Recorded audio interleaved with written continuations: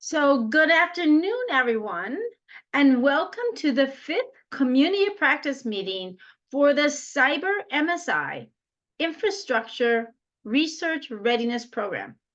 My name is Dr. Jackie Osayed, and I'm the Chief Executive Officer at ASEE, the American Society for Engineering Education.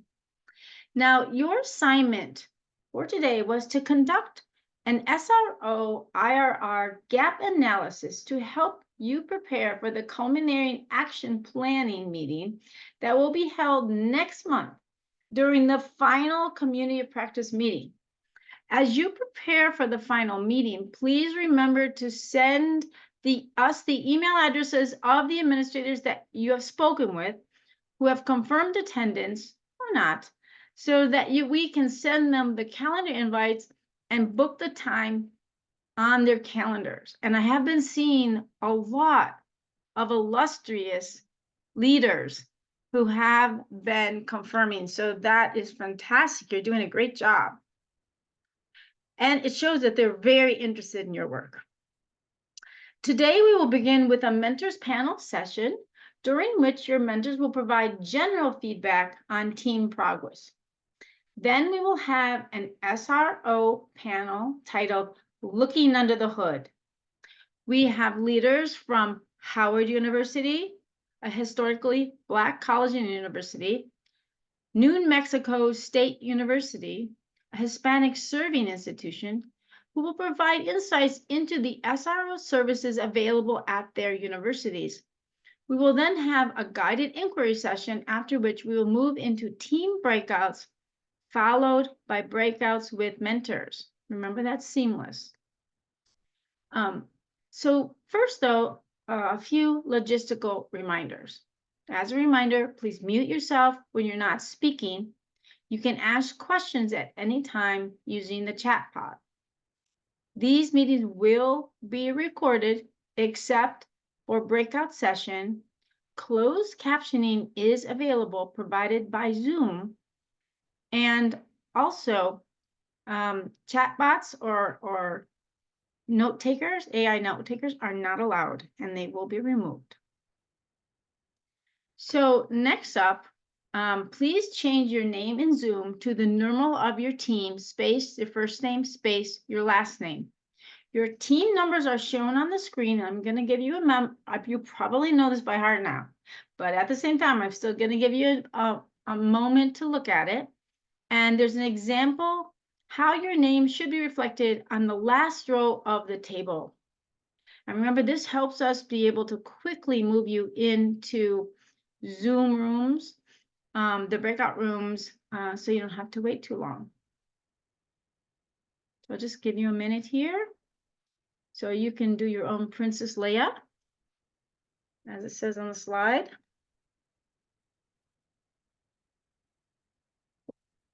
I'm so looking forward today. It's been a great program so far.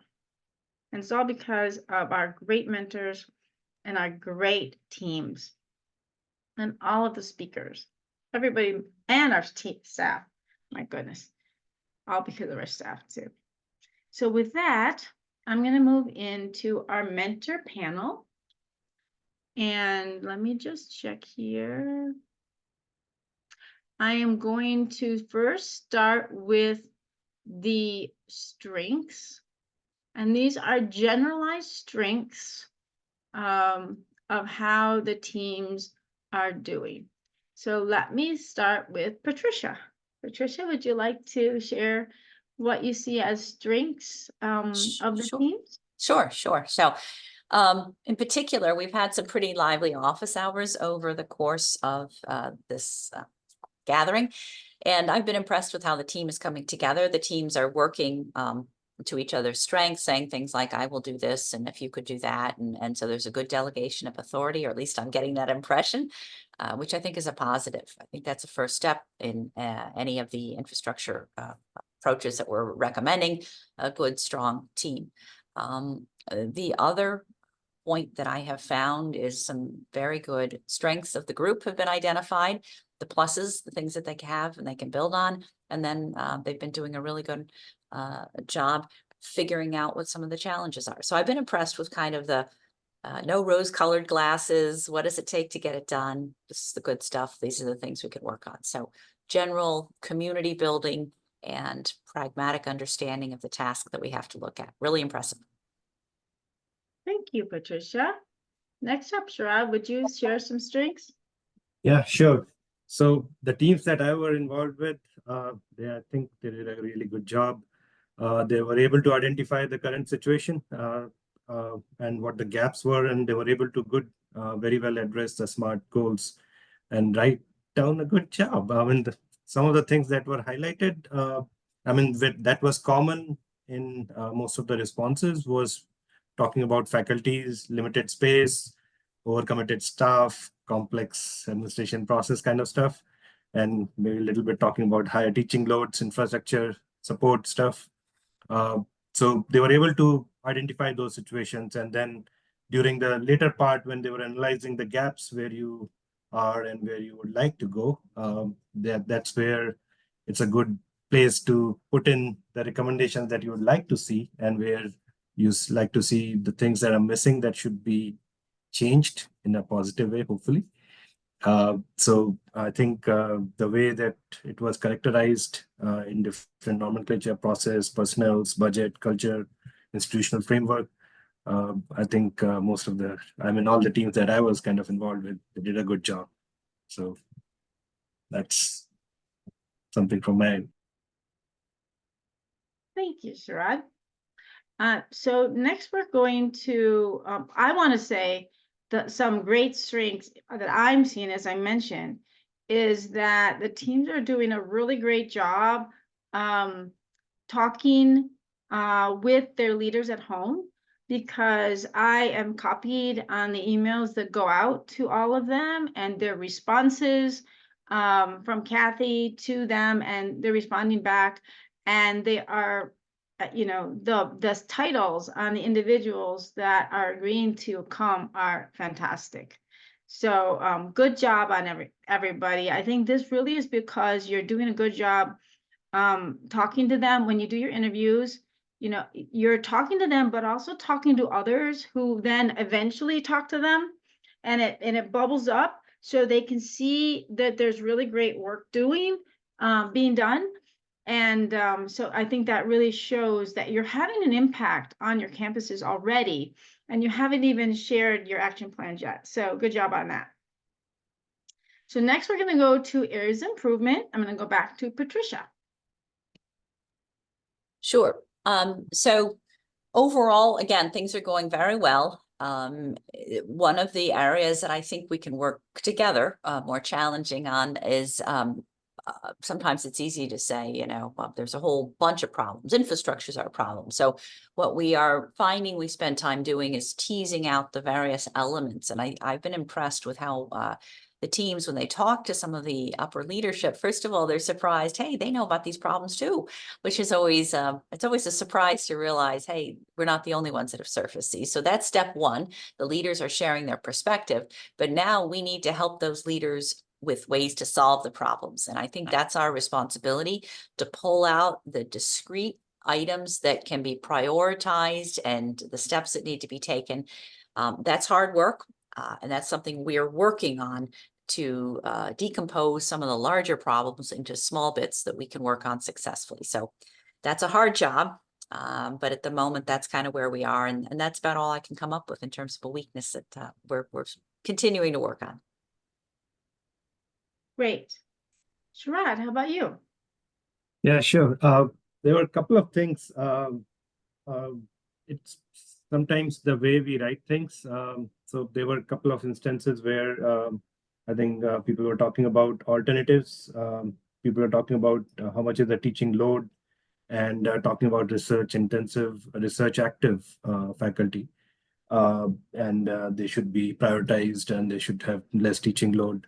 And sometimes it's always better to talk about grant active people together with junior faculty also, who might have good set of publications, but might not have a grant to show for, but might be establishing a research.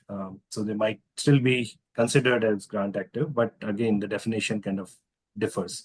So it's good to include everybody inside it. Of course, you have mid-scale and high-scale people also with it. But apart from that, one thing that was pointed out in one, it's not, I won't say it's a weakness, it's more of a recommendation point of view, that there are certain universities that talk about indirect cost, IDCs, and there are certain universities who get back, or the PIs get back a percentage of the IDC that could be used for sustainability of the grant as well as for travel or other things. It doesn't, I think, include faculty support, but student support could be used from that money. Students could be hired. So to sustain that project, that's a good area to look into. Not all the universities have it, but it's if a university doesn't have it, it's good to talk about it. Absolutely. Good to think about maybe making that part of your action plan. So, and from my point of view, looking at the operations, I think that teams have really, I think probably what I'm seeing, just from my own point of view, is to make sure we have team members stay engaged until the end, right? Look, we're almost done. And I know it's at the end of your term, but it's the same thing, is that it's really good to push through because you put a lot of work into this. You have a lot of, you have a short time ahead of you, and just push through and make sure you get through the finish line. And as not just your leaders, your academic leaders, but leaders from other institutions will be joining us for your action plan. So you want to have your team have a great presentation, and so just keep on pushing. You're almost there. So anything else, mentors, you want to comment on? I would say that the teams I'm working with are identifying collaborators, which I think is huge. It's strategically one of the best ways to increase the reach and the strength, and make the most of the energy we do have, and capitalize through interviews and meetings and so forth. They found some real go-getters in their organization, and I think that this is going to rub off on them, if you will. Not that anyone needs anything to rub off, but I find it inspiring to work with good collaborators, and I'm hoping that the teams I'm working with are going to be similarly inspired. Great. Okay, go ahead, Sharon. Yeah, I'll add on to it that I agree with what Patricia said. It's very important to identify the key collaborators at your university. And sometimes there might be people who might be really relevant, but you might not be able to approach them. But you might want to find out people who are approachable and who you can work with. So that is of priority, of great importance, especially the areas that you are working with. So looking in other departments as well who are active, and also looking for collaborations. So that all the bigger grants kind of need collaborations, and it's good to have a network of people who you can work with and who know you, which goes vice versa. Right? Yeah, that's very much it from my side. Great. I think I'm going to build upon the network as well. Is that one of the things that the reason we have a cohort, right? And we very intentionally put you together, the teams together in a cohort, because you're coming from many different lenses, geographically, institutional type, etc. So it's very interesting for you to take this last really month that we have and think about reaching out to others on other teams, getting their contact information, because you will always be members of this cohort. And as you move forward, we hope that you've been able to build the community practice and the cohort camaraderie so that you can continue to be able to call upon each other and continue to peer mentor each other and continue to be a community practice.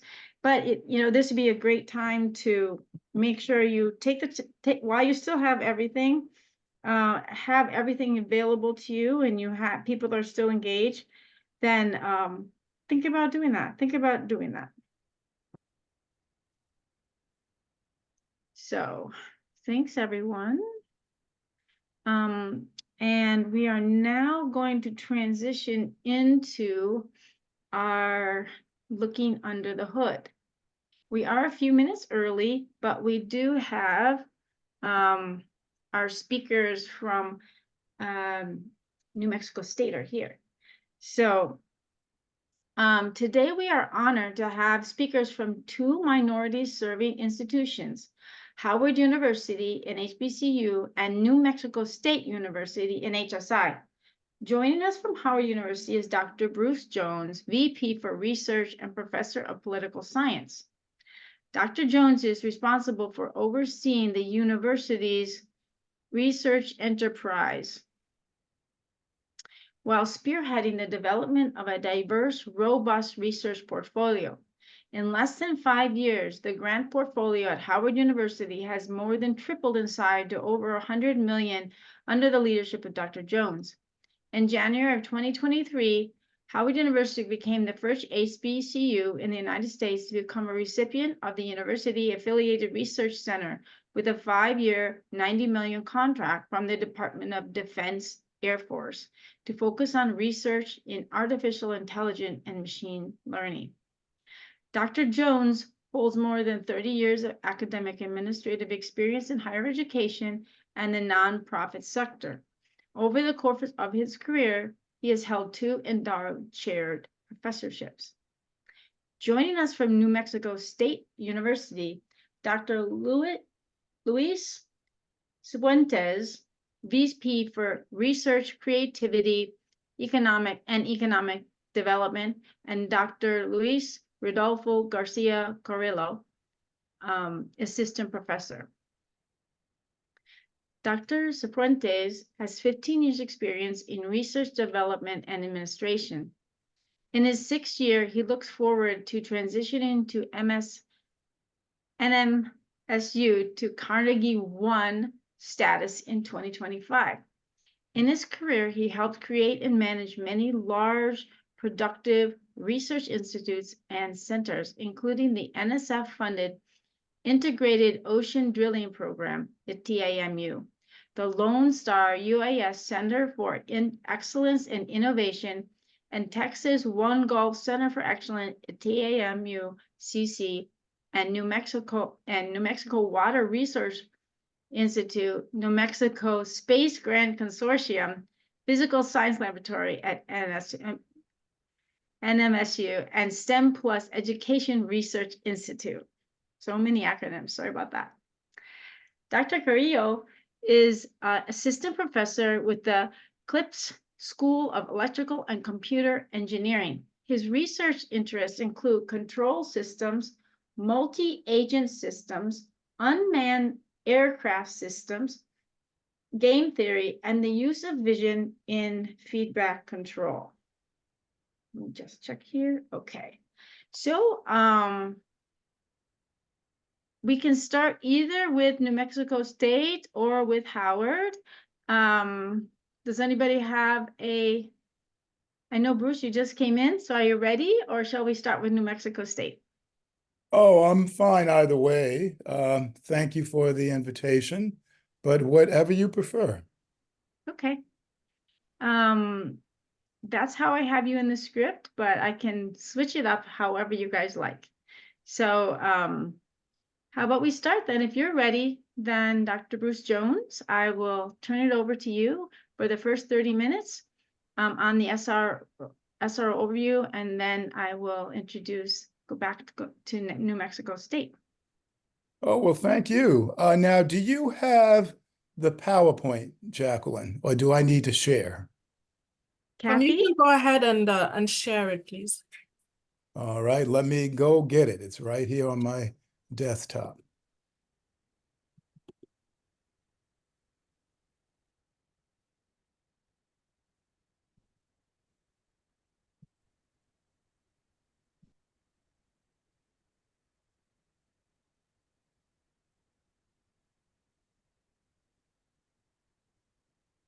Okay, now let's see if this is going to work. All right, here we go. Okay, can everyone see that? We can. Thank you, Bruce. Wonderful. Okay, first, good afternoon, everyone. And thank you to ASEE for inviting Howard to this annual gathering. It's hard to believe a full year has gone by since we last met. What I'm going to just run through here with you as far as looking under the hood at Howard speaks to where we've been, where we are, and where we're going with respect to now our mantra is HU at maximum strength. So this is what we're striving for. And what this speaks to, just out the gate, we've been monitoring our progress toward Research 1 status. The Office of Research was established in 2018 at my hire, and I set out on a quest with my team to get Howard to Research 1 and do this within the period of our 5-year strategic plan. And you can see down at the bottom left of this slide, the Carnegie Foundation new R1 thresholds is 50 million in research expenditures. And as of FY23, we were at 84 million. So we can actually see that we're well above the $50 million threshold for the Carnegie metric of R1 as far as grant expenditures. The other requirement is a minimum graduation of 70 research doctorates, PhDs, and in FY23 we had 91, so that we are well above the Carnegie threshold for that metric. So what we're saying now is that Howard University has officially met the metrics to be classified as a Research 1 institution of higher education, and we're hoping that that announcement will be made either this fall or early next spring. So this is quite a celebration for us. Now, that's where we are right now. Also, we tend to monitor how we're doing with our peer institutions. And as far as research expenditures, Howard remains at #1 with Florida A&M, #2, North Carolina A&T, and Morgan State has been the one really among the top HBCUs moving up toward the in terms of their research expenditures. We do all we can as a group to support each other in the quest for enhancing our research infrastructure and our research goals. We share in a lot of grant and contract opportunities with our HBCU colleagues. So for that, we're able to see how we are all faring and how we can further support each other than we historically have been. This here on the right side of this slide, again, this gets to where we've been and where we are. This is a 20-year on the right side explication of our grant portfolio, not expenditures, but our overall grant portfolio. I noticed when I came in 2018, there was some stagnation around our grant portfolio, mainly being in the 50s. You could sort of see between 2006 and 2019, I was hired in 2018, and I said, we got to get out of the 50s. So we managed to do that in fiscal year 20. And then I said, well, we got to beat the record that was set in 2004 at 76 million. We did that in FY21, and we continued on that quest to, according to Inside Higher Education, which is the article to the left of the slide, it's titled Striving for the Gold Standard, which is R1. Howard University raised a record 122 million in FY 22. And of course, we were very pleased with that.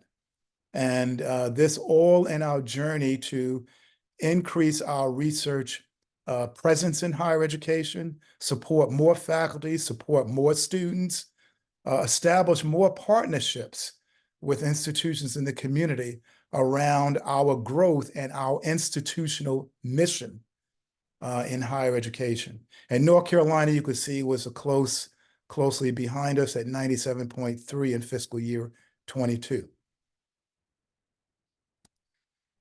Howard University, in the following year, in January 2023, we became the first HBCU to receive what is known as a University-Affiliated Research Center. This is a 5-year, $90 million contract that was conferred to us from the DoD, Department of Defense Air Force. And this also made Howard University the 15th recipient of a University-Affiliated Research Center. The first UARC, as they are called, was conferred to Johns Hopkins University in 1942. So Johns Hopkins is celebrating some 80 years with their UARC, which also makes this award very distinct from other awards because it is considered a multi-generational investment.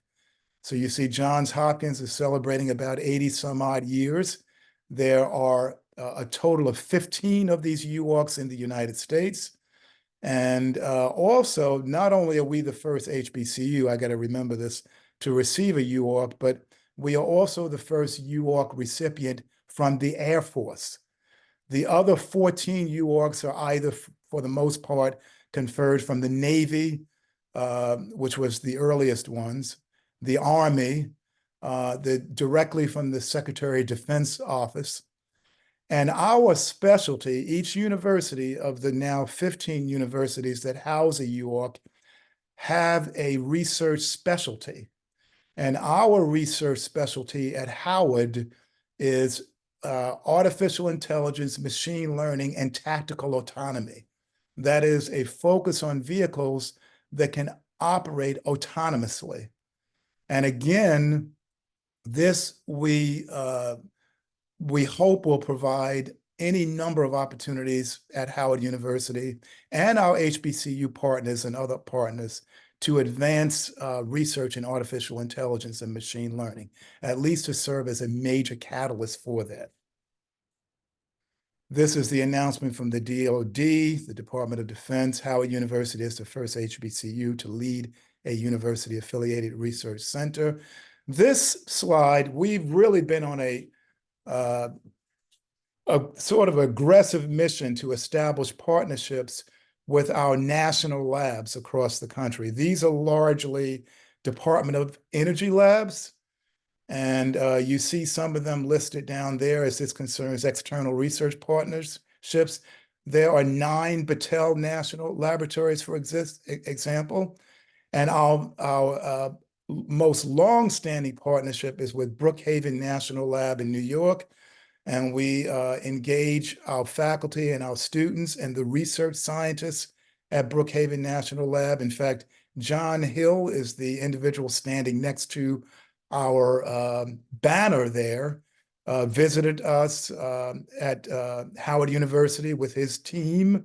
And again, to further that partnership, which was established in 2016.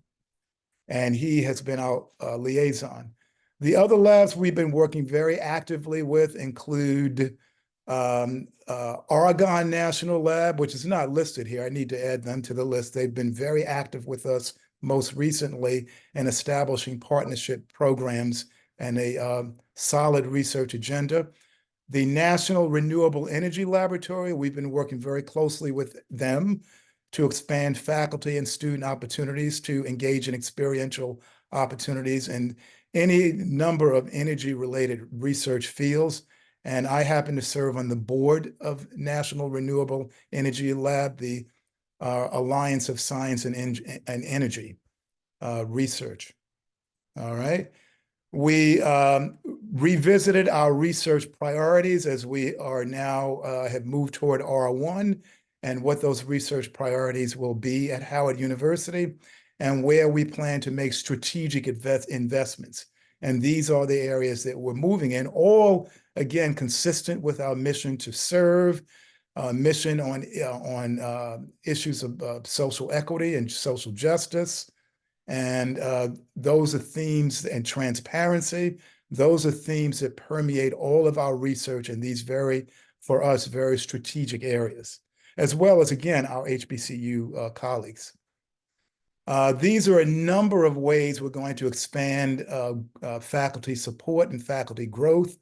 You know, as you move into these very high research areas, this enables us to increase our efforts to recruit, hire, and retain top-ranked research faculty. There are a number of incentives we're developing for our faculty to engage in research. And of course, obviously, with the growth of our research portfolio, these incentives have been working.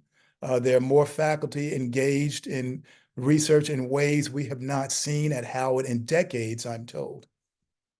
And of course, lastly, faculty, we will establish faculty honors programs to recognize not only those faculty who are excelling in basic research and in all those priority areas, but also faculty who are innovative, inventing, and helping to promote technology transfer at Howard University. And we have a number of things going on in the tech transfer area that we are first time for Howard University. But this is very important to us. We also began tracking the grant and contract productivity of our 14 colleges. So, you know, that first column is really how many tenure stream faculty do we have in our colleges? And of course, arts and sciences is always the largest. But how many of the tenure stream faculty actually have submitted proposals? And if you go down this chart, is how many of these proposals have actually been funded? And this enables us to enter into deeper conversations with the deans and the associate deans for research in these colleges around how we can strategically become more productive in proposals out the door. That is quality proposals out the door, because you want to maintain a high yield of grants and contracts that actually come in. And the way you do that is to be competitive and ensure that the proposals that you put out the door are strategic and high quality. But again, the idea is to bring the administration and the deans in the fold on these efforts as much as is possible. They lead their faculty in their respective colleges. They lead the department chairs. So these administrators have played a critical role in Howard's movement, dramatic movement toward Research 1 status and ultimately AAU status.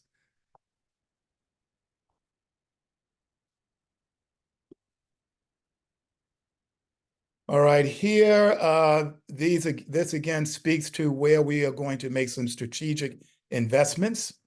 And, you know, we need to do more about communications.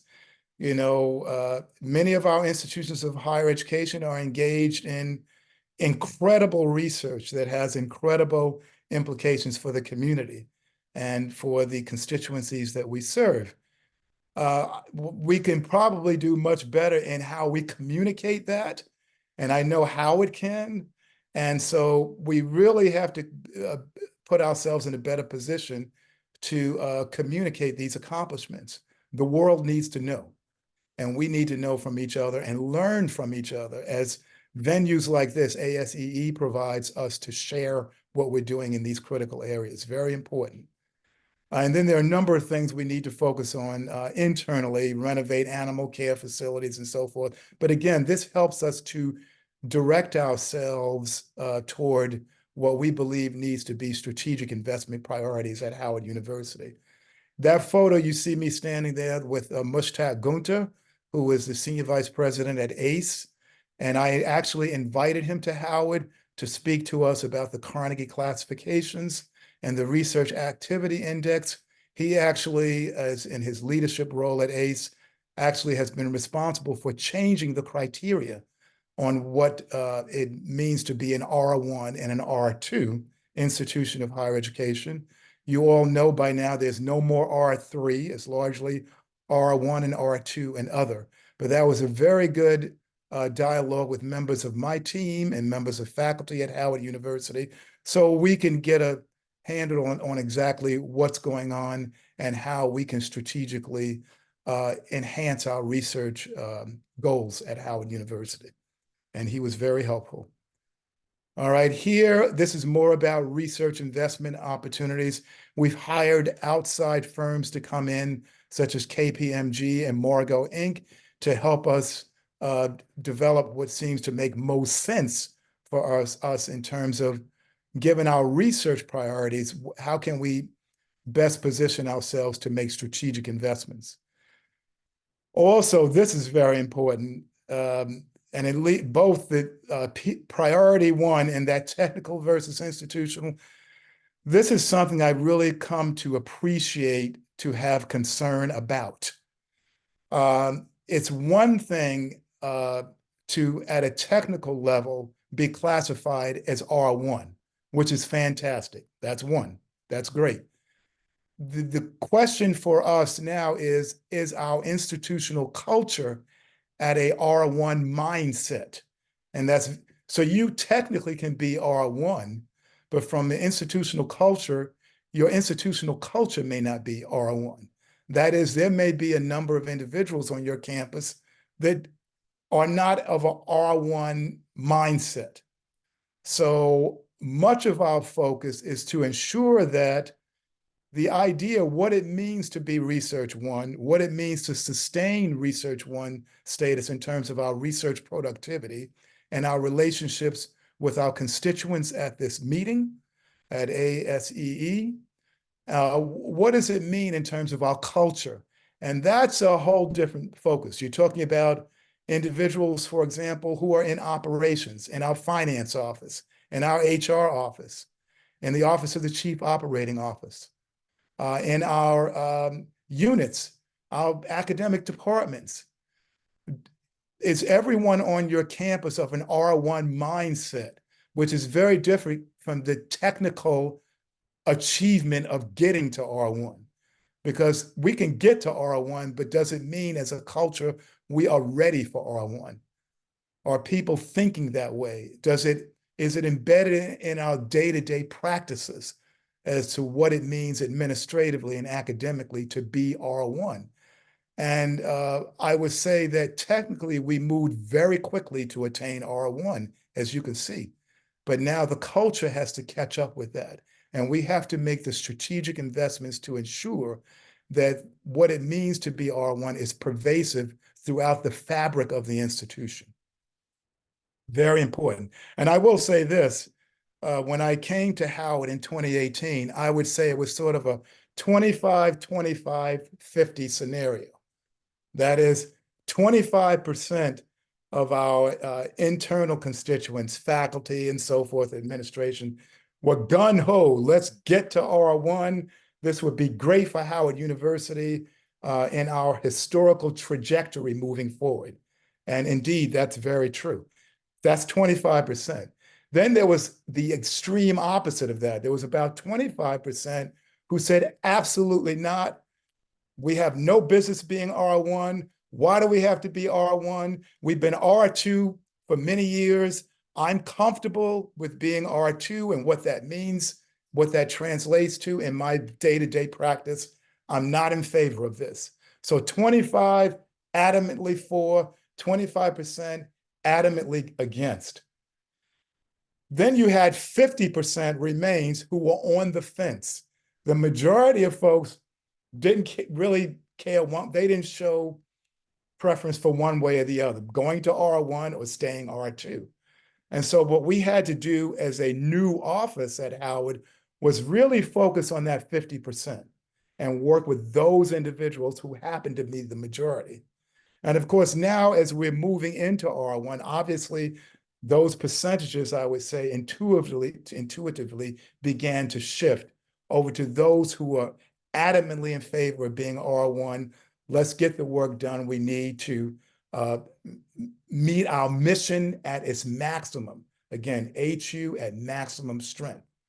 And so there are resources coming to Howard as a result of this journey to R1 that we never had before. And we're doing things that would have been just impossible just 5, 6, 7 years ago. So this has really done a lot to help us fulfill our institutional mission overall. So obviously a number of folks who were in that 50% have shifted over to let's go. So it's much higher than the 25% if I had. So you've always got to consider that when you engage in transformative change at any institution of higher education or any organization, not everyone's going to be in favor of that. And many will have reasons as to why they're not in favor. So there isn't, it isn't that everyone is universally in agreement with transformative change. And that's for any organization, not just institutions of higher education like Howard and those of us on this call. So I always had to keep that in mind as we were moving through this transformative change at Howard University, because it's reality and you have to deal with it. All right, this is the last slide. We're working on now our second 5-year strategic plan at Howard University. The strategic plan that we're in right now ends on June 30th. So we are actually developing the next 5-year strategic plan. And this is really about the nuts and bolts of where do we want to be by 2029, not just with respect to research, student enrollment, financial aid, facilities, it cuts across the board. So this first developed 5-year strategic plan is very nuts and bolts. If you go to the other extreme of this slide, research at Howard, for my area, research at Howard, what we're going to engage in a visioning exercise, which is not so much nuts and bolts like the strategic plan. It's more, given where we are now, where would we like Howard to be 10 years from now? I will be long retired by then. But the fact that I will be retired doesn't mean we shouldn't engage in this visioning plan. We need to gauge what are they thinking about Howard in a decade from now? So this is not so much nuts and bolts as much as, well, what is your wish list? And how can we dialogue around that to some degree to actually feed into some of the elements of the 5-year strategic plan? In the middle, we have assess current faculty expertise. This is always changing. We purchased, if you don't have it, an incredible software. It's called Academic Analytics. It's a very good software for its collection of faculty expertise at your institution of higher education. The Impart platform is a tool that will help us to develop our tech transfer unit. Howard University has never had a technology transfer unit. So this is our first time embarking on this road of technology transfer. So it's a big deal for us. Now, are there faculty innovating and inventing at Howard University? Yes. We just had a professor who invented a way to detect brownouts on electrical grids before they occur. And that has been commercialized. It is generating significant revenue. One of our partners is San Diego Electric. We have a corporate partner. So that's a catalyst for fostering other tech transfer efforts, inventions that faculty at Howard University have achieved. We now, from an institutional standpoint, we are embracing these faculty and helping them to move along the commercialization continuum in a way that has never happened before. Lastly, about tech transfer is intrinsically valuable because it enhances the research culture at the institution overall. Even if an invention is not commercialized, it still helps build a research culture. So we know that tech transfer has a lot of intrinsic value. The next piece is develop short and long-term strategies to sustain R1 status. Now, this is very important for Howard. For those of you who don't know, Howard was Research 1 from 1987 to 2000. So Howard already had the experience of being a Research 1 university. But they also had the experience of losing Research 1 status in 2000. So My job now is, now that we've gotten to R1, we've met the metrics, what are the things we need to be doing right now to sustain R1 so that we don't have a repeat of what occurred in the year 2000? All right, investigate and ultimately develop a long-term strategy to attain AAU. Now, AAU status, you can see in that small footnote, in the United States, there are only 71 institutions of higher education that hold AAU status. Now, it's a different orientation getting AAU status. What I'm doing right now is working hard to get Howard on that journey toward AAU. And that's about as far as I'm going as far as AAU is concerned. And this is pretty much, I think, Kathy, this takes us, yes, it does. This takes us to the end. We have a few Yeah. minutes. Does anybody have a question? You can put it in the chat. I have a hope I didn't talk question. too I have a much. question, Bruce. So when you have those, I just know because ASW has had government contracts before, and when you have a contract that large, that means pretty significant change in accounting, right? Oh With my all God, the does it? single audits and all the audit and all the things you have to go through, right? So like, how did you even roll that out? Did you think about it before you got the big $90 million grant, or did you have to do anything since then? That's an excellent I question mean, because contracts and grants are contracts and grants are completely different. different. Yep. Please, because people are referring to the different. UARC as a grant, and I have to correct them. This is not a grant. This It's is a a contract. Yeah. completely different world. And So much more government oversight. Yeah, so much. it's unbelievable. And again, that gets to our institutional culture, and it's Right. implicit in your question. Are we ready for something like a contract, but not just any contract? This is a sizable $90 Right. million that potentially could be 90 million per year. Right now, it's 90 million over 5 years. They're talking about growing this to 90 million per year. Okay. These UARCs, they just grow and grow with the research task orders, as they are called. But I will tell you this, Jacqueline, because that's a good question. I promised everyone we would start going for contracts when we reached 100 million in grants. And this is complete coincidence. The year we crossed the 100 million mark, that was in 2022, is the year the announcement came out about the UARC. And I'll be honest with all of you, I didn't even know what a UARC was. But someone showed it to me and said, Dr. Jones, we crossed 100 million. Here's an opportunity to go for our first contract. So this is total coincidence, because I felt if we could manage 100 million in grants, you know, and do a good job at it, well, let's start looking at some contracts, which is a much more rigorous world, contracts. And this came out. I said, well, what is it? Blah, blah, blah. I said, okay, I'm going to keep my promise. We crossed 100 million. We went to 122 in grants. Let's go for this and keep our fingers crossed. And lo and behold, in December of 2022, it was announced that we were the recipient.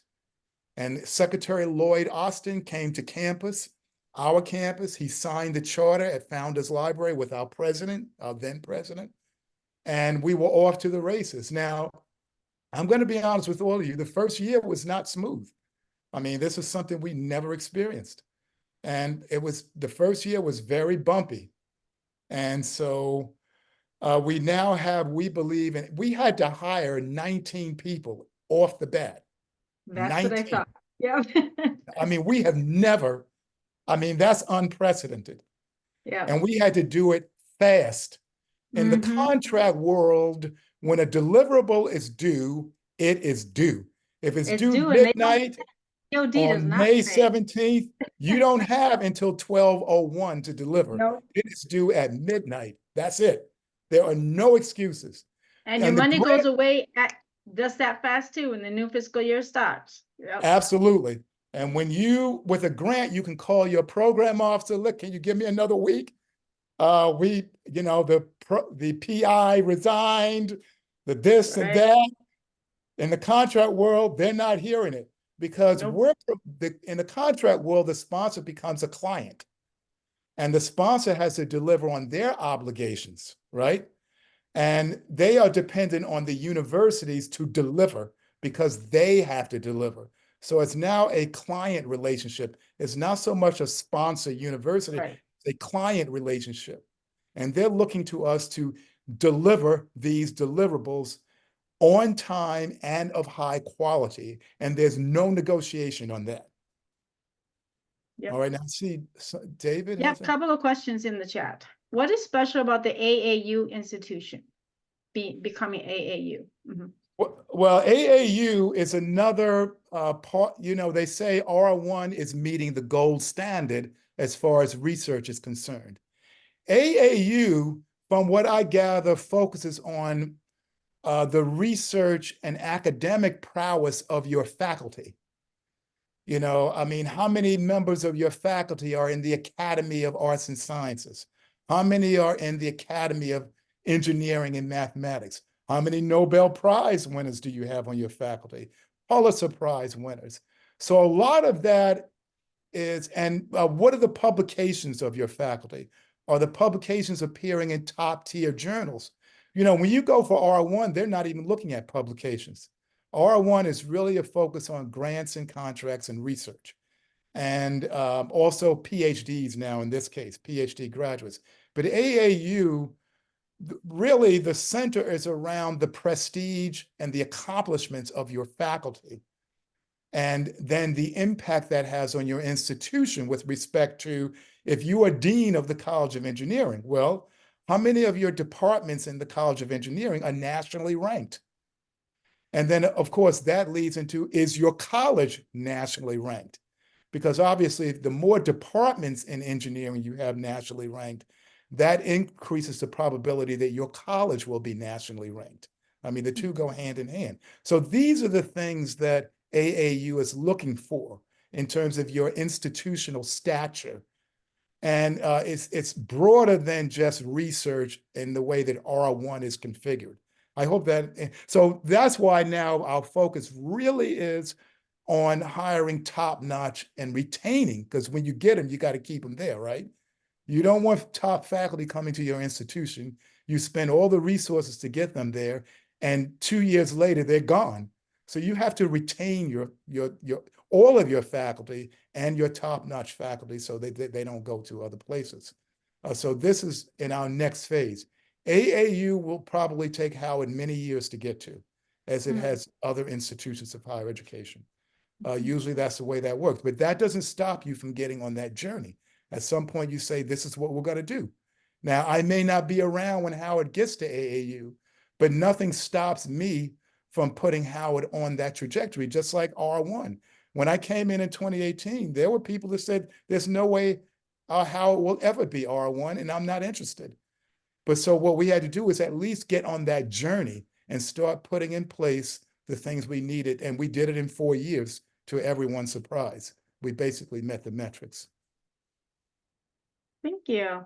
Thank I'm you. going to need to now transition into our next speaker, but if you would be so kind as to answer, there's a question about a communication. If you could answer that in the chat before you go, Bruce, Sure. I would really appreciate it. Jacqueline, thank you so much. And to Kathy for logistics, greatly appreciated. Thank you so much too. Okay. Now I'm going to turn it over to New Mexico State University. And let us now welcome Drs. Cuentos and Carrillo. Hello. Hello. Good- Go ahead. good You'd morning. like to share your, if you have slides you'd like to share? Yeah, we'll share in just a second. Good morning, everybody. We're here in beautiful, sunny Las Cruces, New Mexico. And it's not noon. Well, it just turned noon, so it's almost good afternoon. I'm going to share a couple slides.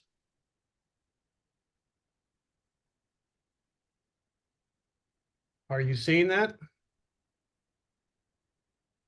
Yes, we are. It's not in slide share mode though yet. It's not in presentation mode yet, though, but we see it. Yeah, there you go. There you go. Okay. So First of all, again, thank you to ASEE for the invitation. Dr. Jones, wonderful presentation. There are a lot of interesting similarities between Howard University and New Mexico State University. Definitely the next time I'm in DC, I think you and I need to get together and compare what's under the hood and see what's similar and what isn't. I'd be more than happy to. Thank you. So we're going to do things a little bit differently. We're going to go through a few slides, and then Dr. Carrillo and I are going to have a conversation. I have been in research administration now for over 20 years, 7 of that at Texas A&M Corpus Christi, where I functioned as an associate dean for research and had a few other interim positions. Then I moved to Texas A&M Corpus Christi, which is a MSI HSI university as part of the A&M system. There I served for 8 years, both as AVP and Dean of the Graduate School, which is very common for regional universities. And then they moved my position up to VPR. And then in 2018, I moved here to New Mexico State, where I've been the Vice President for Research, in other words, a Senior Research Officer now for over 5 years. Dr. Carrillo will introduce himself when he talks about his research. So Las Cruces, we are in Las Cruces, New Mexico. New Mexico State University was founded in 1888. We're a public university, a land grant institution, a space grant institution, an MSI, and an HSI. We are a system. We have 2 other community colleges attached to the main campus, about 24,000 students now, 14,000 on the main campus. Our research expenditures we last reported were over 125 million. And similar to Howard, but long before I came here, NMSU was an R1 university. We lost that classification. And now, like Howard University, we're going to gain it back. I'm showing you the latest fast facts that you can look up your university on NSF, just to give you a sense of where we are in the NSF world, having submitted over 400 proposals in the 2019 to 2023 timeframe. I bring this up because one of the key things we do as SROs is balance getting our faculty to write as many proposals as possible with making sure that the quality of the proposals is high and that we meet similar funding rates as other institutions. As you can see, New Mexico State has some work to do, where our funding rate is 20%, and the average for NSF is 29%. So with that as a quick introduction to New Mexico State, I will ask Dr. Carrillo to describe his research and himself. Okay, thank you, Dr. Cifuentes. Well, my name is Luis Rodolfo, and my research is in the area of control systems and aerial robotics. As Dr. Cifuentes mentioned, during his time at Texas A&M, he established the Lone Star Unmanned Aircraft System Center, which is devoted to research, in particular in the area of UAVs. So I was hired as a assistant professor, tenure track, to support this area of research. So there I put together a research laboratory where we were supporting the activities of the Lone Star Center, but in a controlled laboratory scenario. So we basically have this flight arena where we were testing drones, right? So I spent time doing fundamental and applied research in this area. Then in 2020, I got tenure. I got promoted to tenure in Texas A&M, but at the same time, there was an opportunity to join New Mexico State University, and I decided to come here, following Dr. Cifuentes. No, that was coincidence. But then anyway, I ended up here in New Mexico State University, following the same line of research, and I started working in addition to working with control of autonomous systems, I started working with neuromorphic computing, which is basically a line of research that I discovered by interaction with Los Alamos National Laboratory. So, well, that's what I have been doing now, right? Research in autonomous systems, neuromorphic computing, and also in mentoring and research training of minority students, in particular Hispanics. And well, basically that describes what my background. Thank you, Dr. Fuentes. Thank you, Dr. Carrillo. I'm going to talk a little bit about NSF CISE activities because the person who recommended that we get on this call was Dr. Enrico Pontelli, that's on the board of advisors. And I bring this up too because as an MSI, as a land-grant institution, as an HSI, and by the way, we're the only land grant that is bordering on the southern border of the United States. Workforce development is a key aspect of what we're going to do because we are in areas where there is going to be significant growth in population, much of that minoritized populations. And so therefore, we have put a fair amount of emphasis on the kind of grant activities that support workforce development. Where we just have this pilot program, which is exploring how we can use creative writing as a tool to expose young students. Critical area now in making sure that we meet the STEM needs. We've done a lot of work in the broadening participation in computing. We're part of the Computing Alliance for Hispanic Serving Institutions. We've recently completed 2 cycles of an REU site. And one of the things that we have done is received a CR2 award, which is only allowed for non-Carnegie R1 institutions. And I think what Dr. Jones and I are going to be dealing with pretty soon is there's a tremendous number of programs that are now only meant for R2s. And as of 2025, we will no longer be eligible for those programs. So some things are great about becoming an R1 and some things are not as great. So I'm going to start sharing. Louis, real quick, I just want to say they are revisiting that rule. And there's a possibility they may say for those who are new R1s, you may possibly continue to qualify for those if you are at the beginning of that process versus those who have been R1 forever. But that's a possibility that hasn't been confirmed as of yet. I heard that and I'm keeping my fingers crossed, but I don't want to jinx it. No, yeah, you and me both. So, Dr. Carrillo, you're an assistant professor. Tell me a little bit about the challenges you have faced at minority serving institutions, getting your research career going, grant writing, well, let's say the pre-award side. Talk a little bit about that. Yes, well, in terms of putting together the research agenda as a fresh assistant professor, I think that one of the most challenging things is that as a faculty, you have to split your time between teaching, research, and service. So not a lot of research when you are at the beginning of your career, but teaching and research, there's no escape from that, right? So I think that most of the time when you are hired, most of the conversation goes along the lines of research, but when you start in the position, you realize that there is also a teaching component that you have to take care of. And in particular, in small minority serving institutions, universities with not very high level of research, the teaching needs are not always aligned with the research direction of the faculty.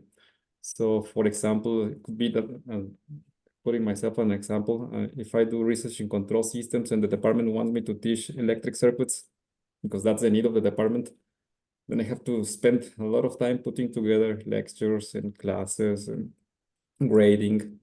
Because sometimes there is no support for PAs, for example, so can help you to do the grading.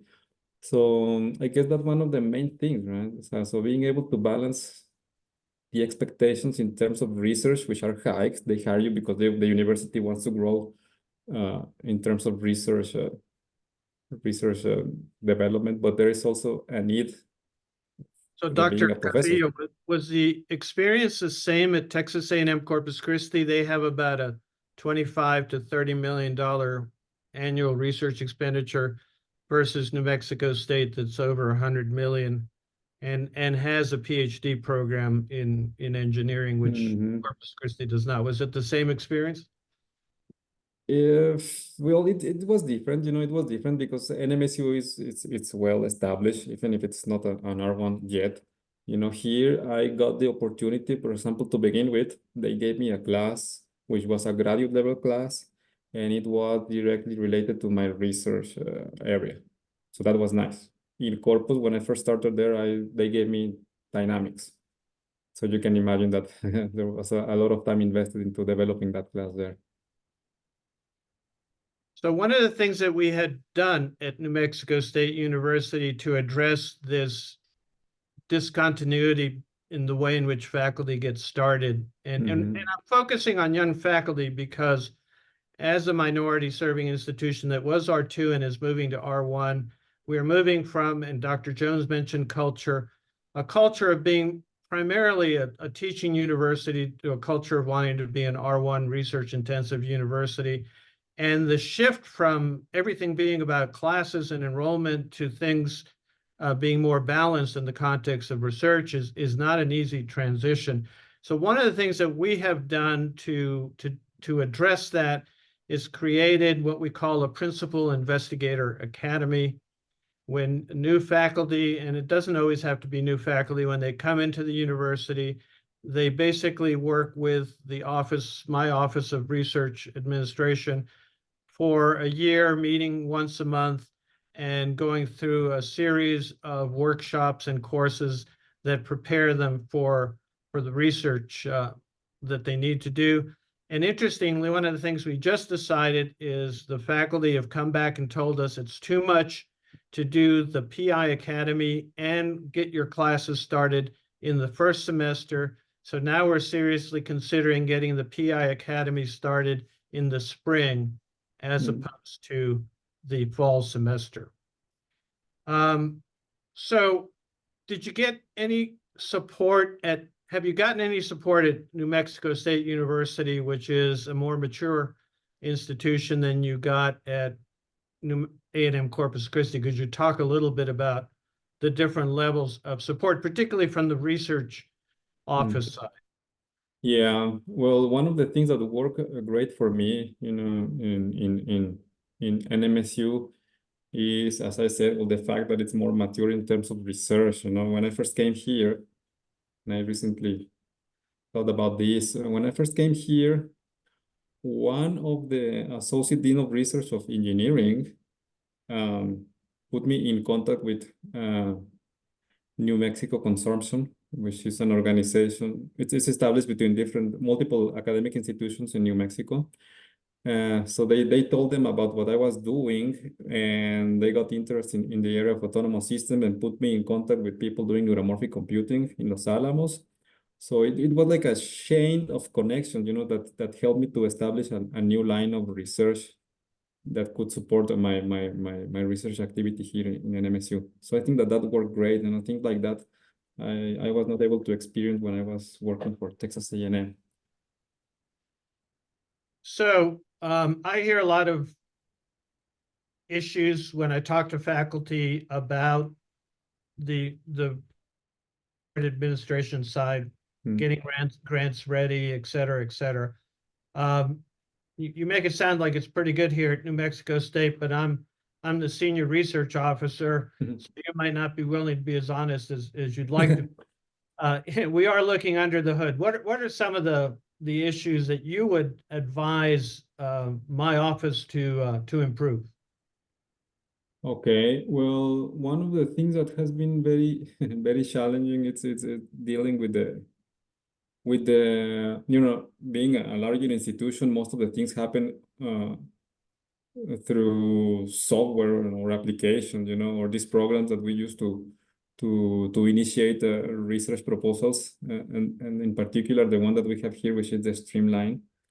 We need to go through Streamline in order to start the project proposal procedure, right? So that software, it's not as transparent or not as friendly, for us researchers. we are always told, yeah, you just have to worry about put together your proposal, we'll do the rest, right? But there are things around or that rest that basically prevent us from being effective or being fast. So I guess that's one of the things, just the application, the apps that we use, the software that we use for submitting our proposal to your office, I think it's not very friendly. So, Dr. Carrillo, just explained that we have this new system called Streamline. When I arrived here, we were using a system called ARGIS, and we were one of only 3 institutions in the country that were using ARGIS. And one of the main issues was that it was so old that it was actually becoming a cybersecurity risk.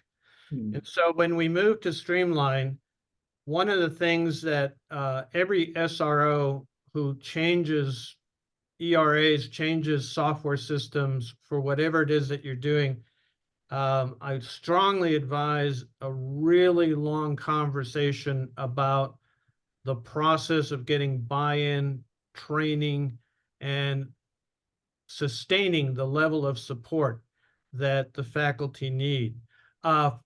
Right now, I would say that the majority of issues that are brought to my attention have to do with IRB. Have you had that problem? Yes, Dr. Fuentes, for example. Talk about that? Yes, so I can tell you what has been going on, right? So at first, I have always worked with persons who have expertise in IRB, right? But I guess the review of the IRB is similar to the review of the NSF proposals, right? That's my impression. When you send your proposal, you get feedback. If it's rejected, you get feedback, and they want you to address that, right? But if you send that back, it's most likely it will end up in the hands of a different person, and that different person will have different requests. And I have the feeling that that's what's going on here with the IRB. It's a requirement at NMSU. I feel that whatever was needed for one reviewer, you address that, send it back, and then things change entirely. So it becomes just a back and forth, back and forth, back and forth until somehow you are lucky and end up with the right person that says, yes, this is good. Well, that's one of the big challenges that SROs face, and ultimately it's the faculty that have to deal with it. And that is that we usually get hired in an institution where presidents and provosts are wanting the institution to move up, whether it be what used to be R3 to R2, which is my situation at Corpus Christi, or R2 to R1, which is the situation here. And what very few people know is the level of infrastructure required to make that move. And so, for example, an edict is sent down, we need to get more NIH funding. And yet at the same time, the IRB, our board, is immature, inexperienced, our software doesn't keep up. What you find is faculty that just get so frustrated with the process that they give up. So having experienced this probably at 2 institutions, what would be the advice you would give to an SRO when they're thinking about moving up the ladder, whether it be R3 to R2, R2 to R1, or R1 to AAU, in terms of infrastructure? Well, I guess it would be to have a dedicated, as we have now, right? A dedicated dean of research in every college, which has a team of experts who can understand multiple lines of research in their colleges, right? For example, one of the things that I have noticed here is that the dean of research that we have has an area of expertise, and most likely that area is going to dictate the direction that will have more push in a particular college, right? So I guess I would like to see deans of research who can support multiple areas simultaneously. Maybe that requires a team, not just one person that we have now. That would be one thing that I would like to see. So you brought up a couple of things that have been your experience at both institutions. One of them is that as a researcher in a specific area, your teaching may not necessarily align with that area to the extent that you'd like. And now you're also saying that smaller institutions have fewer research foci, research strengths. What would be your advice for an SRO in helping faculty who are not right in the middle of a research strength and priority for the university and aren't lucky enough to be brought in to teach exactly what they want to teach in terms of their research? How do you help a faculty member in that situation? Well, I guess the first thing, and it's something that has been not available, at least for me, in both institutions, would be to engage this faculty with someone who has been successful, someone who is a mature faculty member, someone who has published papers, someone who has written grants and has been funded. I think that's a way to start, as Dr. Jones mentioned, a culture of, well, this is what is needed in order to move forward to be more successful in research, But most of the time we bring faculty, and as you said, they are just consumed by teaching duties, by service duties, and there is no support, there is no push, no one to probably help them to grow as a research, and things don't end up well. So I guess that would be my advice, being able to connect new or mid-career faculty with well-established researchers. So, Dr. Carrillo, you're going to be promoted to associate professor. Congratulations. Thank you. Done pretty well in terms of getting grants awarded here at New Mexico State. Oftentimes at smaller, I guess you could say this is somewhat true of your experience, Dr. Jones. Getting that big contract is the dog catching the tire. You suddenly realize, oh my gosh, I've got a lot of things to do and I don't necessarily have the infrastructure. So when you got out, and how many grants do you have, and what have been the challenges with actually executing those grants once they were awarded? Okay, well, I have 3 grants with NSF and 1 grant with NSF/DOE. Recently NSF and I guess the universities as well are pushing towards multidisciplinary or interdisciplinary research projects. But that means that, well, despite the fact that we have all the research falls under your umbrella, these multidisciplinary research projects have to deal with different colleges, right? And that different colleges have different ways of working. So that's one of the things that has been challenging for me. When you are the PI and you have to interact with a different college and they have to go through different procedures, all of this administration that happens under the hood, as we said in this meeting, are just taking our time, for time that we can invest in doing research activities. This time is just spent on administration board. So I guess you have better communication between different colleges. That would be nice, so be more successful, more to ease the grant execution.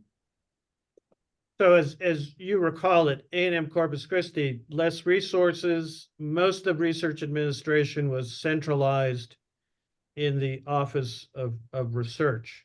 The colleges were not sufficiently resourced to be able to create their own research administration units.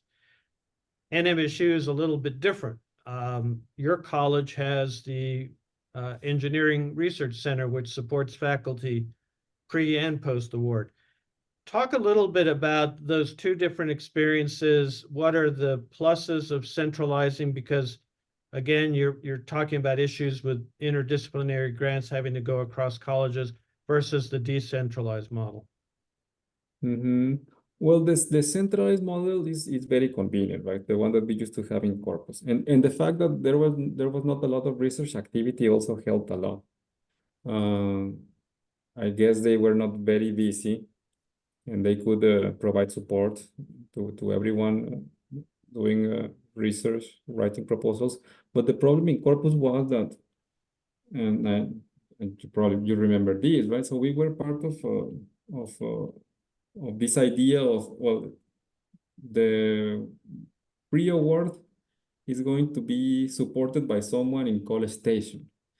And that was very frustrating to me, because we were like put in this queue, you know, where we wanted this person to work for us, but when we contacted this person, the response was, okay, yes, so I'll take care of you in 2 weeks or something like that. I don't know. So that was very frustrating to me. And here, no, things are smoother. They run faster. I think it's closer to the ideal scenario that we are presented when we join a university, telling us like, yes, worry about writing your proposal.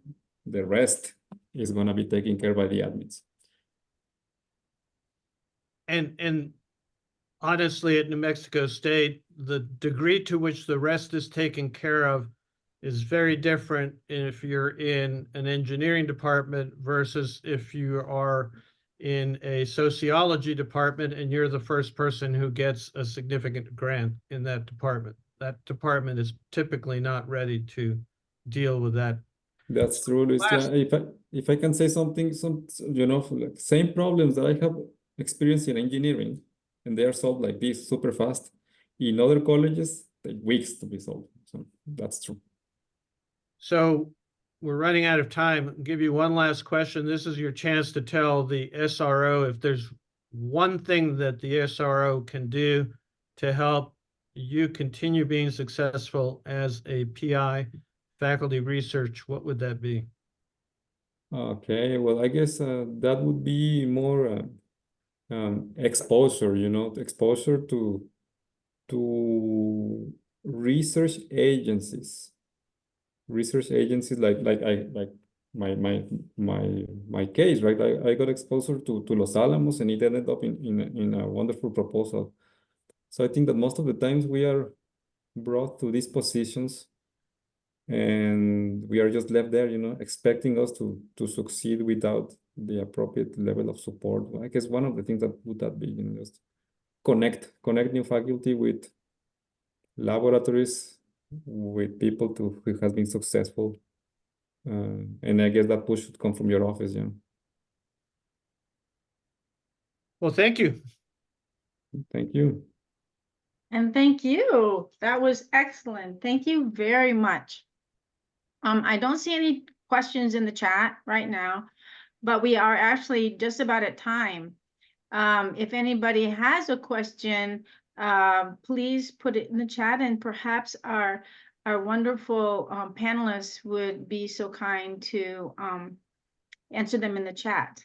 But with that, I want to thank you so much again. This was fantastic. We're like my own team back here in our text messages. We're just saying how great our both New Mexico State presentation as well as Howard University were today. So thank you so much. Well, Jacqueline, thank you, and David and the team, Kathy, and great always getting together with our colleagues this way. Thank you so much. Have a great weekend. Bye-bye, Thank you. everyone. Thank you. So teams, we're now going to give you a 15-minute break. So please come back. Don't turn off your microphone or your, please just, mute yourself and stop your video, but don't leave. We're going to have you come back promptly at 2:45 for the next part. Enjoy your break. So we're going to start with a 30-minute breakout session comprised of 2 to 3 institutions per breakout room. In this session, you will share your SRO IRR gap analysis with your institutional partner in the breakout room and give them 5 to 10 minutes to read through it. Then discuss the analysis considering the following: the strengths, so it's here on the slide, the strengths and insights, any similarities or differences, recommendations for improvement on each other's plans, insights from your institutional partners, team gap analysis that could be used to inform or improve your own analysis. A link to the document is being provided in the chat. Remember to select a recorder to fill out the shared document and select a reporter to briefly share the highlights of your discussion after the session. So with that, Kathy is going to start to move you into your breakout rooms, and you should be able to access the link to the shared doc. Kathy. So welcome back, everyone, and I hope you had meaningful discussions in your breakout room. We're now going to hear from the designated reporter from each breakout room. So I'm just going to go in order. For room 1, we had teams 1 and 2. Who is the recorder that would like to share your reflections?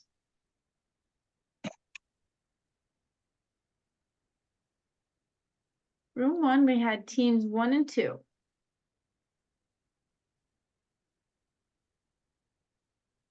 So I wasn't sure if we're in this team, but this is Texas State. I think Yeah. we're in team 2. Yeah, your So team we- 2 must have been in room 1 with team 1. Right. We share the room with our colleagues from Texas A&M, Corpus Okay. Christi. Got it. And we had they presented their gap analysis, very beautifully done, very detailed. We discussed mainly the main, the problems we share in common, and I think recruiting quality students for research at the graduate programs was one of them. One of the problems is that students that are in our institutions are coming from international populations, and they're looking to graduate fast. So they're very attractive to the programs that do not have research components. So that was one of the big areas on how to recruit better. The other ones that we discussed were related to lack of funding, particularly in our institutions, are trying to get to more research status, increase the research status, and therefore there are investigators that their research is less active, and they're in the middle of their career. So finding seed funding to reactivate and improve the research was one of the main challenges. And then obviously in cases where, in Texas particularly, doing procurement related to software or IT related issues is very problematic. There's a lot of forms and processes that need to be considered. One big form that needs to be done is these risk assessments. And a lot of the times they're time-consuming processes that overload our staff members. And these processes unfortunately end up in faculty's hands, who need to do active work, making sure that these assessments are completed. And the result of these assessments is you can get your software purchased for your research. Wow. Those are the main areas we discussed. Thank you.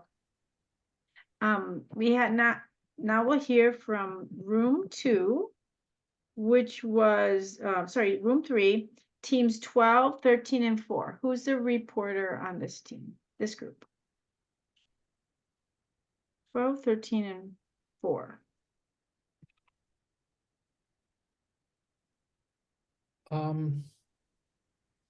Team 13 is UNC Pembroke. Unfortunately, we didn't have any other person who could share the gap analysis.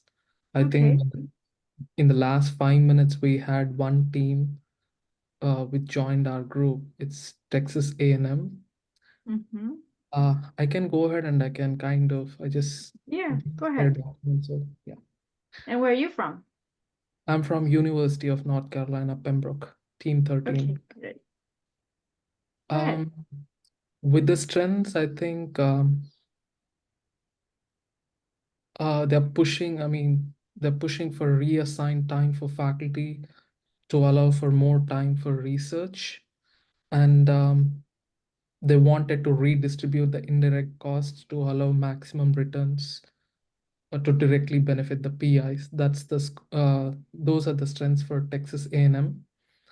At University of North Carolina, Pembroke, the strengths we have right now is around 75% of our CS, IT, cybersecurity faculty are actively working on external research grants. And for most of them, it's their first time experience to write a grant or to spend the grant funds. And at UNC Pembroke, our Office of Sponsored Research is very active, and they promote a variety of workshops, drop-in appointment meetings, and they also kind of give exposure for faculty to go attend the conferences, symposia, all the other events where, faculty can go and, get an exposure there. Those are our strengths. Coming to the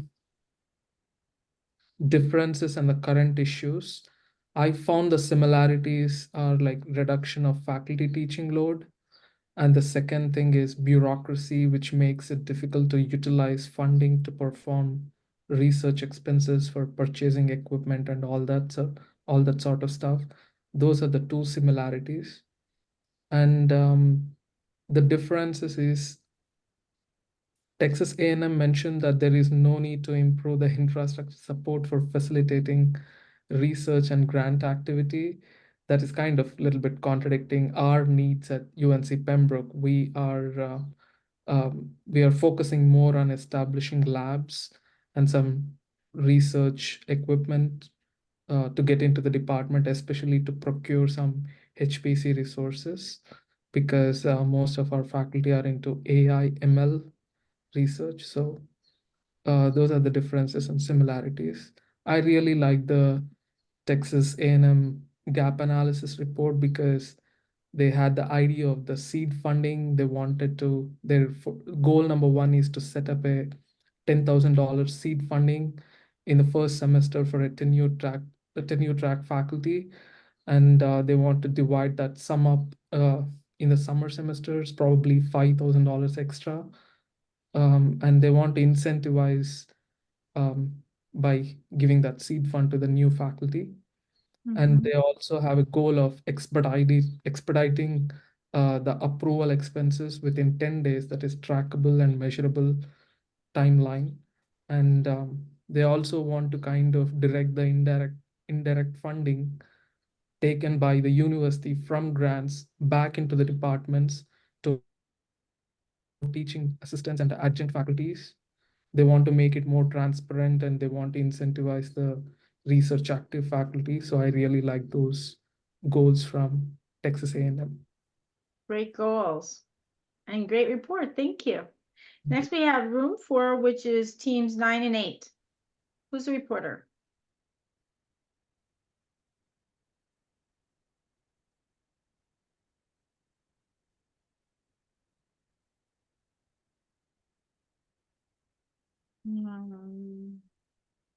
We have anybody who'd like to?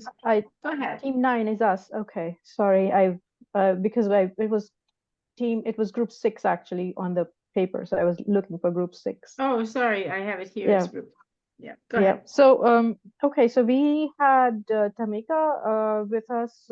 Hunter and Fatma were with me, and Tamika's from UC Merced. And so their gap analysis is actually pretty comprehensive. And when she was reading them to us, we noted down the similarities. And so the first one was lack of space for labs and other research activities.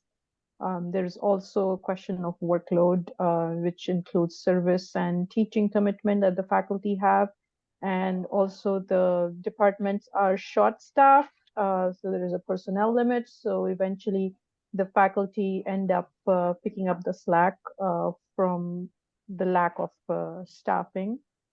And another thing that came up was research infrastructure and support staff for the research infrastructure. And we have the same issues, but we are working towards purchasing some high performance computing systems through the state capital budget. It's just moving very slowly. It's a very slow process. Yeah. We also talked about the incentive structure, faculty incentive structure for research being inadequate, and that's the case with us. The difference between our institution and theirs is that they have PhD students, and we don't get directly access to PhD students because it's a consortium model, and all the PhD students are at a central location, and we literally have to bid for PhD students if we don't already have funding for them.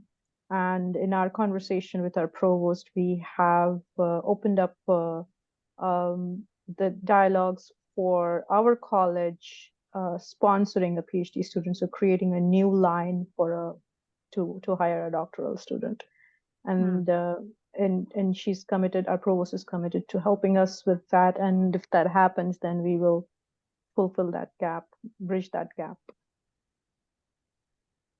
That's good. Thank you. So the last room is the SR room, room 5, which had teams 2, 8, and 13.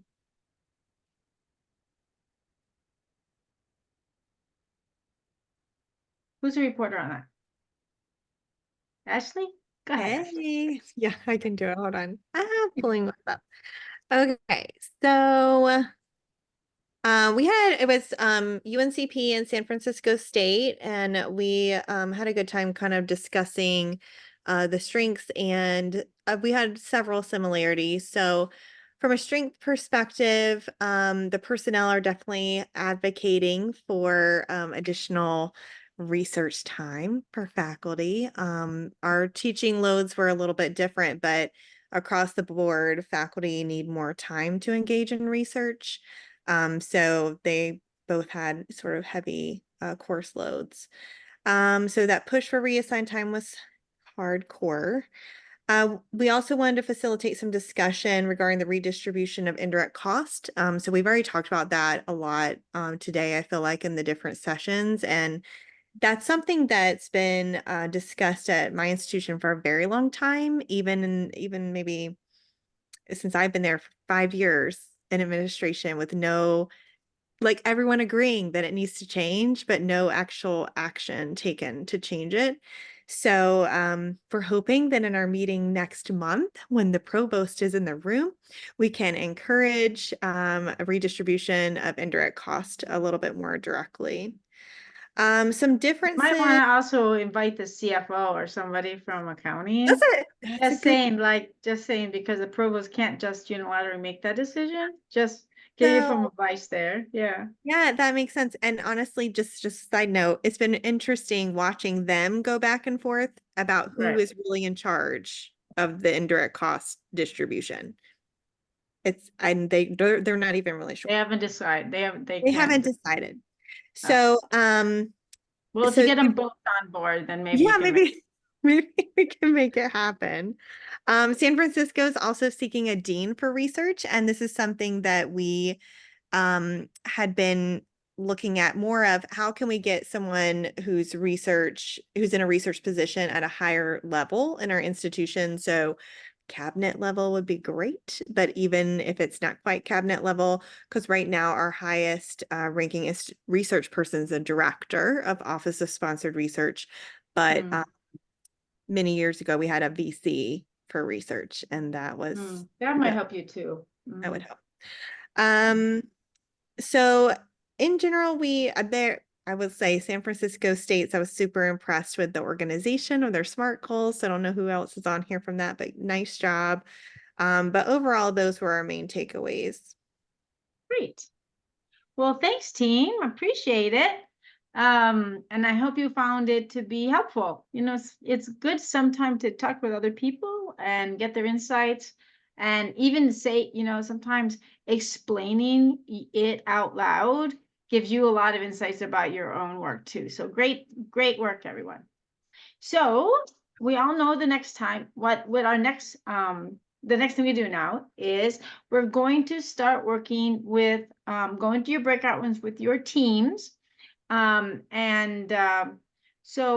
remember that during the first 30-minute breakout, the team meets on their own. And what you do then is the teams debrief and discuss today's discussions, and review the next assignment, which has been posted in the Google Classroom, and do all of that to prepare your questions for your mentors. Then, after the teams meet alone, then during the second 30-minute breakout, teams will meet with their mentors. And there'll be 3 breakout rooms, and each with 3 or 4 teams with their mentors. After the breakouts, then, as we know the drill now, you're going to return to the main room, and a reporter from your team will briefly report about the insights gained during your discussions. With that, I will turn it over to Kathy and David to start to put you into your breakout rooms. Okay, I'm going to open all the breakout rooms now. Okay. So welcome back, everyone. Hope you had got a lot of work done, and we're excited to hear your report out. So remember that we really only have about a very short, so try to think about what is the most important thing you would like to share out. I'm just going to go in the order of your teams. So let's start with Team 1, Texas A&M University, Corpus Christi. What was the best thing that happened to you? Yeah, I'm from Texas A&M Corpus Christi. So I think from today's session, I learned that I think my mentor, Dr. Sharma, shared some interesting things which I think I should investigate in the future. One is the cost buyout policies in my university. This is my first year, so I didn't try to buy out any course yet, but something I want to investigate later. And another interesting topic he mentioned is this so-called IDC returns, how indirect cost will be distributed in the college or something. So I never heard about that before. So again, another thing I need to maybe ask my college dean or something in the future. That's pretty important. And also we discussed, in the early this meeting, we discussed some strengths and weakness of the current research capacity. Basically, they are related to the. It's a little bit difficult to recruit a student very good students, and also there is I think there's a gap between some working with research and SRS. So working with them because they are in my campus. I'm at Corpus Christi and they are at College Station. So everything is remote. So we have to communicate using email. It's not convenient. Yeah, so basically that's my conclusion for today's session. Thank you. Next up, Texas State University. And next will be, after that, North Carolina A&T. So but Texas State. What's the best thing that happened to you?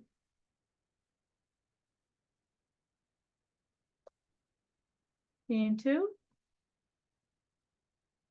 I'm going to go to Team 3 and come back to Team 2. How about Team 3, North Carolina A&T?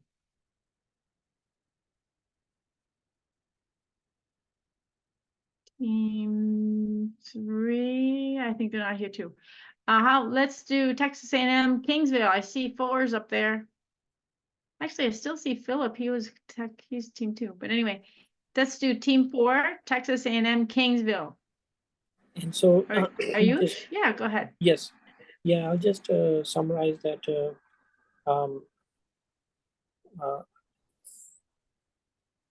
for Texas A&M Kingsville.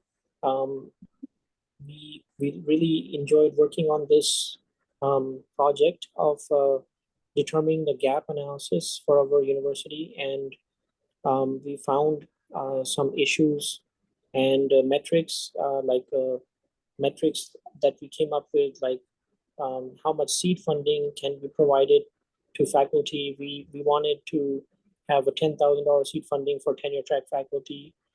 And we also came up with a metric like how much extra salary in summer will faculty be allowed to take over and above their normal salary from their grant funding. We wanted faculty to be able to get $5,000 per month extra over and above their normal salary for research faculty, like faculty who have grants. And another metric was like the number of days it takes to approve research expenses. We want it to be 10 days. And then how many courses will faculty be allotted to teach each semester if they are research active? If they have research active, for us, definition for that is they have grant funding. And so how many courses will they be allotted to teach if they are research active?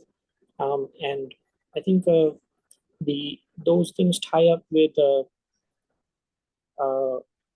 directing the indirect funding taken by the university from the grants back to the department or the PIs to hire teaching assistants or adjunct faculty. So even if those teaching loads cannot be reduced, at least more funding can be provided to hire teaching assistants, because teaching assistants also can help take off the load from the faculty by helping them do grading. And if they're paid much more, because at our university, teaching assistants are paid very less, and they are paid like $12 per hour, but like only given 5 hours per week or 10 hours per week.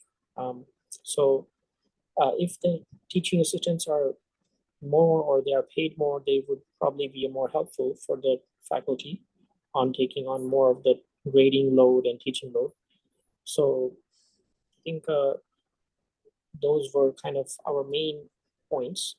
And we did get feedback from our mentors, so we will be using Dr. Pontelli's points to kind of update this for our own records, and then maybe that will help us for our next assignment for the next month. Thank you. Perfect.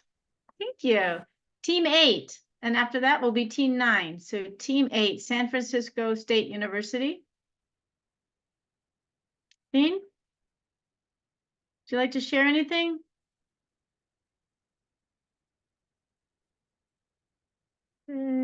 Or David Quintero, you're in Team 8. Anything? Yeah, we for our gap analysis, we kind of review our interview notes and essentially capture a long list of where we're at and where we want to go. And so that was kind of how we kind of broke it down, and with our mentor, it was helpful to kind of understand the ideas for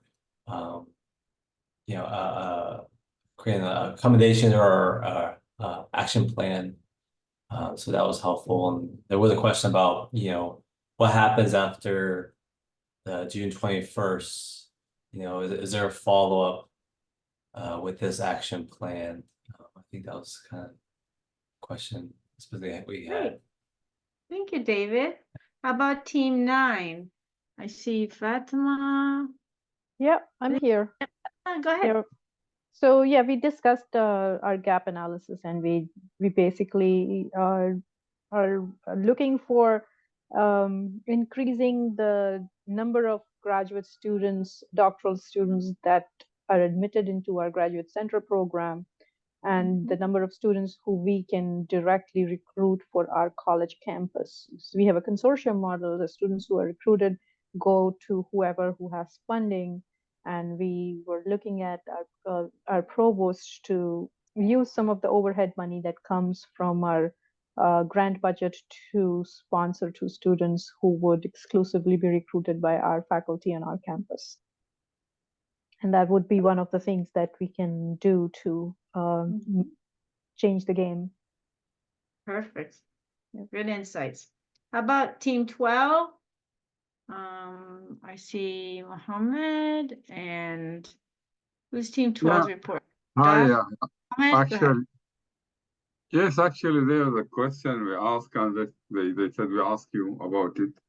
It is a good idea to discuss with the administration about the plan for the coming June when they come to attend this big meeting. Should we discuss with them what we are going to present before they be surprised what we are going to say, and to give them in the loop, and they know what we are going to talk about, and maybe they can help us out with make a better presentation.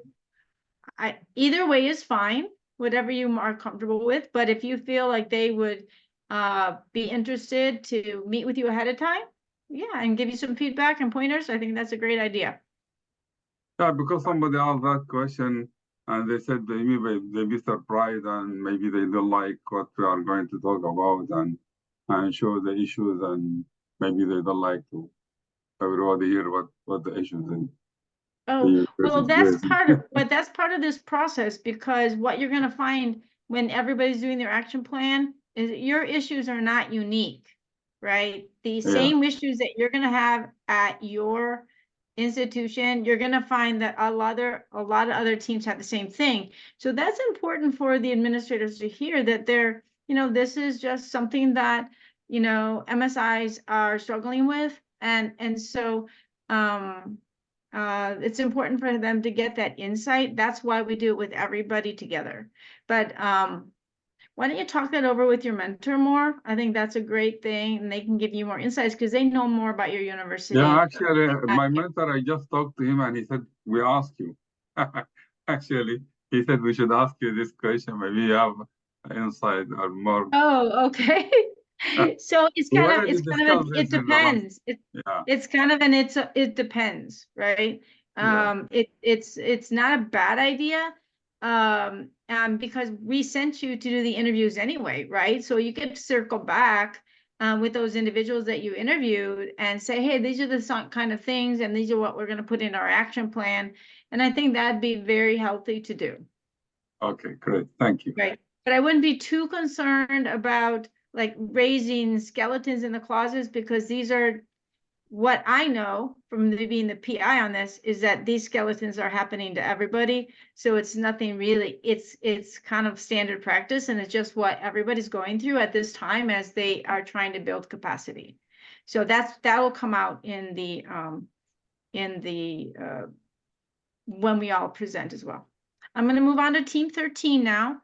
Team 13, do we have somebody? I think we still have Rashad. I think I will go with this. Ashley. Yeah, go ahead. We discussed more about how to kind of fix the problem of we are on like budget cuts right now, and there is a struggle with hiring the adjuncts, which is a crucial part. I mean, to reduce the teaching load. Currently, we offer 40 courses in a semester, and we have 8 faculty to cover those courses.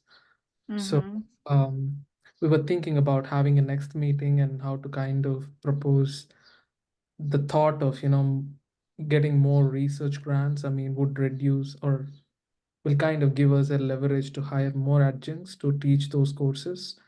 And some of the great points I have observed, I mean, through other gap analysis or differences and all that stuff compared to Texas A&M and all that stuff, is putting that seed funding, the PI Academy, which was discussed by the presenter today. So we have to kind of present all, I mean, we were thinking about presenting all this in the poster, these ideas. Sounds great. That's a great idea. I'm going to circle back to team 2, Mylene. I saw you would you like to share? Go ahead. Sure. So, it took some time for us to figure out what we're doing. Like we did a plan, and I think that is from my point of view, I think I saw a lot of similarities between the plans of the others in the previous sessions. And basically, I think our plan revolves around like making it easier for faculty and making the infrastructure better.